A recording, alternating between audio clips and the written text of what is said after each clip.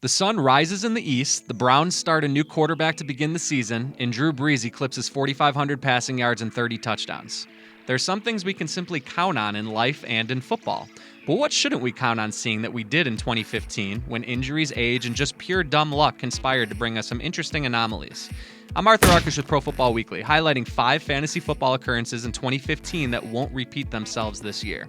Number 5, Michael Crabtree outscoring Amari Cooper.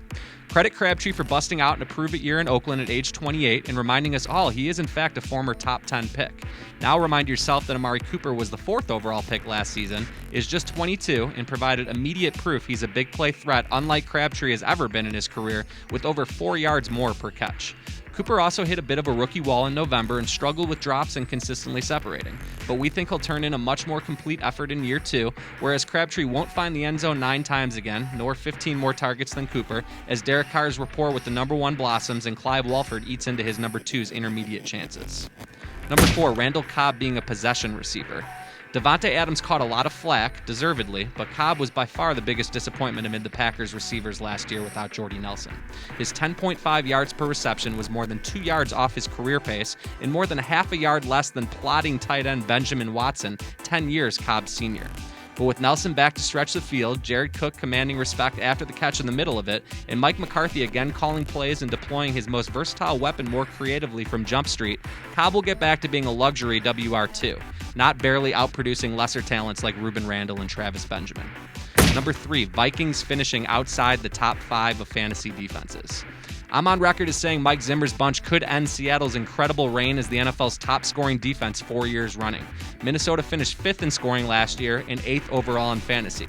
While pitching shutouts or permitting single-digit totals will certainly help fantasy owners, it's the Vikings' impact plays we expect to increase significantly.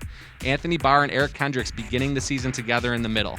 A healthier pairing of Linval Joseph and Sherry Floyd inside, flanked by a pair of freakish edge talents in Everson Griffin and Danielle Hunter, who's pushing Brian Robeson. A pair of hungry young corners potentially entering the mix. Look for a lot more game-changing plays from arguably the NFL's most talented defense.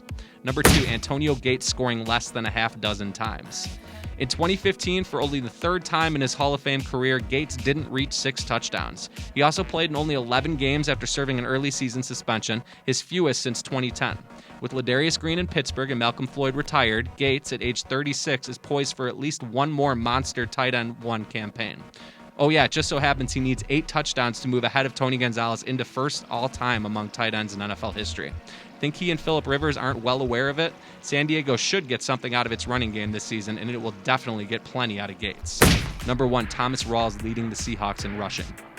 Whether it's recovering from his broken leg or the influx of rookie running backs, Rawls' time as the main man in the Seattle backfield after Marshawn Lynch will be short-lived.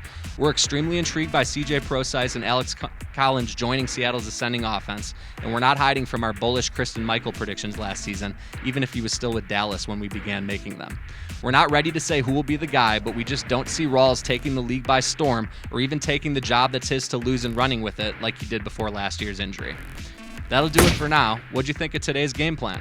Please let us know by commenting, liking, and sharing, and of course, coming back to PFW regularly for more fantasy football for thought. Thanks again, I'm Arthur Arkush.